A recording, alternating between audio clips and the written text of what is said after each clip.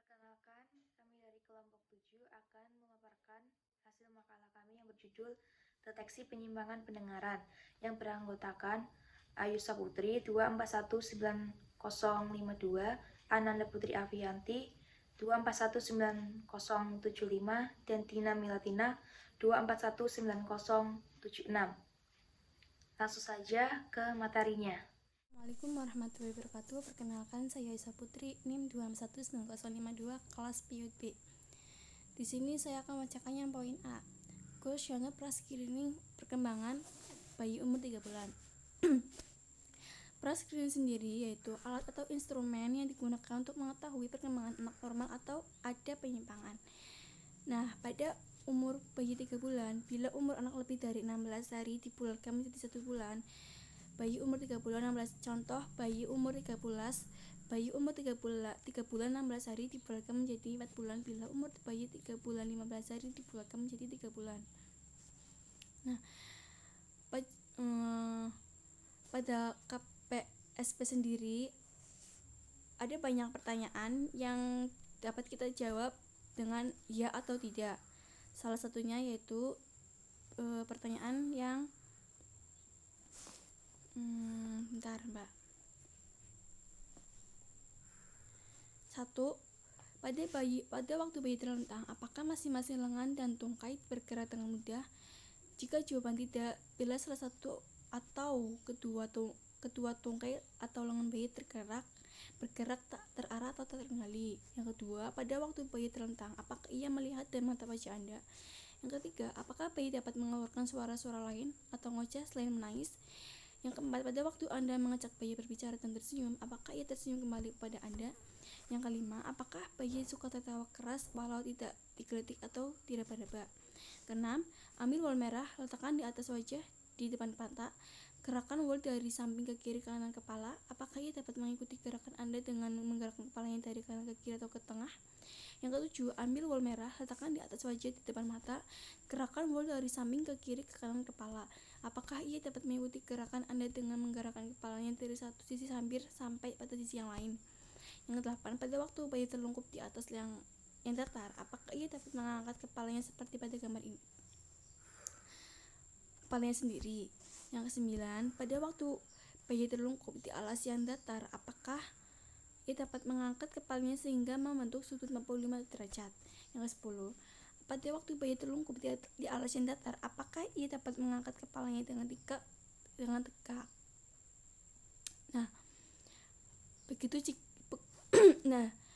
Begitu contoh pertanyaan-pertanyaan pada buku screening. Terus pertanyaan dijawab berurutan satu persatu. Setiap pertanyaan hanya mempunyai satu jawaban, ya atau tidak. Baik, terima kasih. Saya akan membacakan poin B, yaitu deteksi penyimpangan pendengaran. Pendengaran merupakan salah satu panca indera yang berperan penting dalam anak usia dini. Adanya gangguan pendengaran ini dapat mempengaruhi tentunya perkembangan pada anak. Adanya gangguan pendengaran ini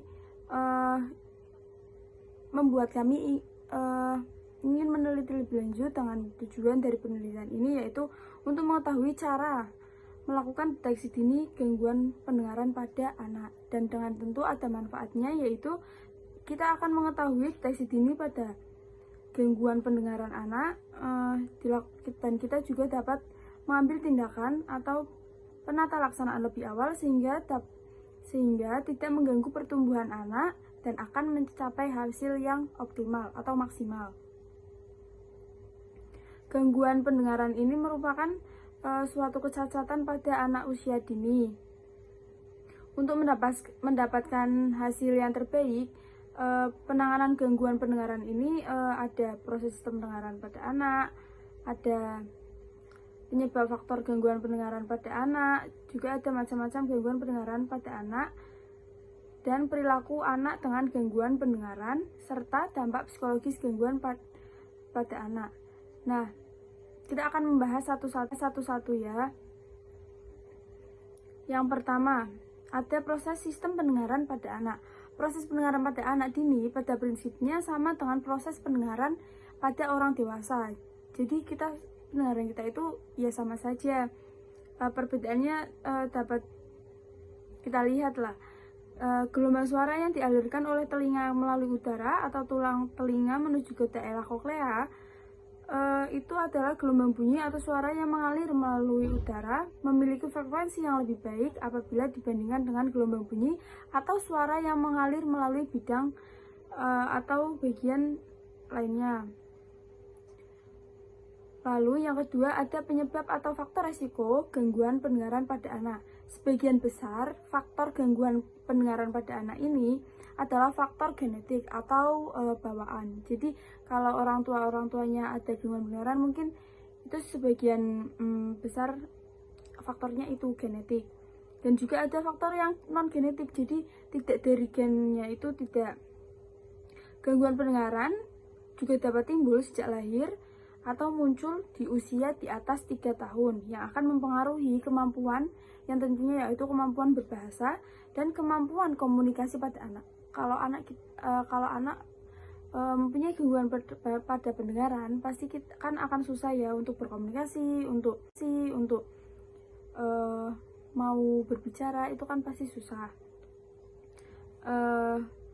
Gangguan ini merupakan gangguan yang sering terjadi pada bayi, umumnya tipe senoriental bersifat bilateral, dan juga gangguan pendengaran pada bayi yang tuli sejak lahir dikarenakan beberapa faktor risiko yang mungkin menyebabkan bayi gangguan pendengaran lahir, antara lain berat badannya kurang atau yang dinamakan dengan prematur. Dan yang ketiga, ada macam-macam gangguan pendengaran pada anak. Jenis gangguan yang pertama adalah jenis gangguan pendengaran konduksi. Gangguan yang kedua adalah gangguan pendengaran sonoriental yang merupakan gangguan yang terjadi akibat adanya kerusakan pada daerah telinga dan juga dapat terjadi akibat kerusakan yang menuju ke daerah otak. Yang ketiga, ada jenis gangguan pendengaran campuran yang merupakan kombinasi antara keduanya. Dan yang keempat, ada perilaku anak dengan gangguan pendengaran. Perilaku yang nampak pada anak yang mempunyai gangguan pada pendengaran adalah kurang peka terhadap lingkungan, melihat gerak bibir lawan bicara, pertanyaannya juga sesuai dengan jawaban, lalu kesulitan memahami situasi yang ramai. Dan yang kelima, ada dampak psikologis. Gangguan pendengaran ini tentunya sangat berdampak kepada psikolog anak yang akhirnya mengganggu perkembangan anak, kemampuan anak dalam menerima pelajaran. Itu kan pasti anak merasa, aduh kenapa ya saya nggak bisa seperti yang lain, tuh pasti menyerang mental sekali. Selanjutnya akan dibacakan oleh rekan kami. Poin yang ketiga ada deteksi penyimpangan penglihatan. Masalah yang sering timbul dalam pertumbuhan dan perkembangan anak meliputi gangguan pertumbuhan fisik. Gangguan pertumbuhan fisik meliputi yang pertama, gangguan pertumbuhan di atas normal. Yang kedua, gangguan pertumbuhan di bawah normal. Deteksi dini gangguan penglihatan dan gangguan pendengaran juga perlu dilakukan untuk mengantisipasi terjadinya gangguan yang lebih berat. Sekian pemaparan hasil makalah dari kelompok 7. Kurang lebihnya mohon maaf, semoga bermanfaat. Wassalamualaikum warahmatullahi wabarakatuh.